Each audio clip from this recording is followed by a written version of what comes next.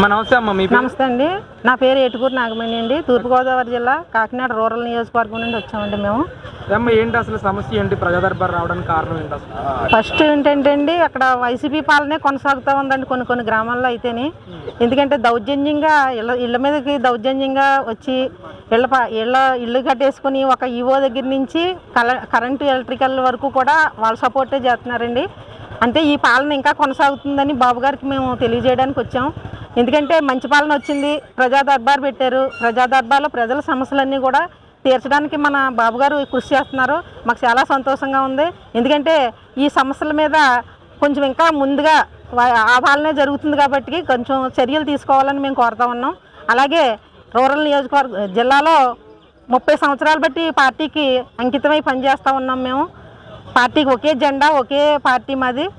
ఇప్పుడు నామినేటెడ్ పోస్టులు తీస్తున్నారు కాబట్టి మరి మమ్మల్ని కూడా గుర్తిస్తారని చెప్పేసి మా కాకినాడ రూరల్ నుండి అందరం కూడా మొత్తం రావడం జరిగింది. మొత్తం కూడా మా సీనియారిటీని చూసి, మేము చేసిన యాక్టివిటీని చూసి మాకు నామినేటెడ్ పోస్టులు కల్పిస్తారని చెప్పి బాబు గారిని, లోకేష్ బాబు గారిని, పవన్ కళ్యాణ్ గారిని కోరడం జరిగింది. అంటే ఇప్పుడు కూటమి ప్రభుత్వం ఉన్నా కానీ అక్కడ వైసీపీ నాయకులతో హవా నడుస్తుందని చెప్తున్నారు.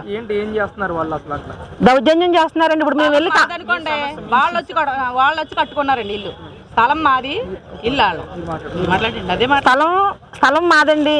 ఆ దాంట్లో ప్లాన్ లేకపోయినా సరే వాళ్ళు దౌర్జన్యంగా మేము డబ్బులు ఇచ్చాం దీని మీద అని చెప్పేసి వాళ్ళే కట్టుకొని వైసీపీలో ల్యాండ్ టైటిల్ యాక్టింగ్ వచ్చింది కదా, అప్పుడు తర్వాత కూడా మందే గవర్నమెంట్, కింద మందే పైన మందే అన్న దౌర్జన్యం చేసి ఇల్లు కట్టేసుకొని ఆ స్థలాల్లోని ఇళ్లలో కూడా దిగిపోతున్నారండి. మేము వెళ్ళి కంప్లైంట్ ఇచ్చి ఇలా ఆఫ్ చేయండి అని చెప్తా ఉంటే ఆగట్లేదండి. అది అరికట్టాలని చెప్పేసి మేము బాబు గారికి కంప్లైంట్ ఇవ్వడానికి వచ్చామండి. కోర్టు ఆర్డర్ తెచ్చామండి. కోర్టు ఆర్డర్ తెచ్చినా సరే కరెంట్ ఏఈలు కానీ జేఈలు కానీ వాళ్ళకే సపోర్ట్లు చేస్తున్నారండి. ఒకసారి దీని మీద బాబు గారు దృష్టి పెట్టి, ఇంకా ఎన్నో జరుగుతూ ఉన్నాయండి, చెప్పుకోలేని వాళ్ళు ఎంతోమంది ఉన్నారండి. ఆ సమస్యలు అన్నిటి మీద కూడా బాబు గారు దృష్టి పెట్టి, కింద స్థాయి నుంచి వచ్చిన వాళ్ళం కాబట్టి మాకు తెలుస్తుందండి. అందు గురించి మేము ఆ సమస్యలు చెప్పడానికని వచ్చామండి. 22లో మాకు ఇలాగ నేను తెలుగుదేశం సీనియర్ కార్యకర్తని, సీనియర్గా తెలుగుదేశం పార్టీలో తిరుగుతున్నానని చెప్పేసి మా ఇల్లు ఒకటి పక్కనే సర్వే నెంబర్ తేడా ఉందని చెప్పేసి మాది అసలైంది అయితే వాళ్ళు వచ్చి దౌర్జన్యం చేసి 50 మంది ఒక 50 లక్షల ఆస్తి నాశనం చేశారండి. 50 మంది ఇంట్లోకి దూరి మిషనరీ అంతా శుభ్రంగా తీసుకెళ్ళిపోయి మాది మొత్తం సర్వనాశనం చేశారండి. నేను సీనియర్ కార్యకర్తని చెప్పేసి వైసీపీ వాళ్ళు మా మీద కక్షగట్టి అలా చేశారండి. దాన్ని కూడా మేము కోర్టుకి వెళ్ళి కోర్టు ఆర్డర్ తెచ్చుకొని మేము ఇది ఇచ్చేసుకోవడం జరిగిందండి. అది కూడా బాబు గారి దృష్టికి తీసుకొద్దామని మేము తీసుకురావడం జరిగిందండి. ప్రెస్ అండి, ప్రింటింగ్ ప్రెస్ అండి.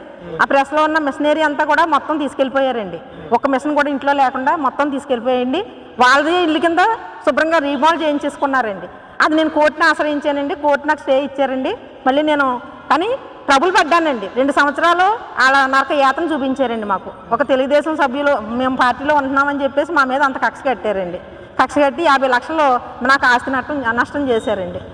అది కోర్టుకు వెళ్ళి నేను కాపాడుకోగలిగానండి.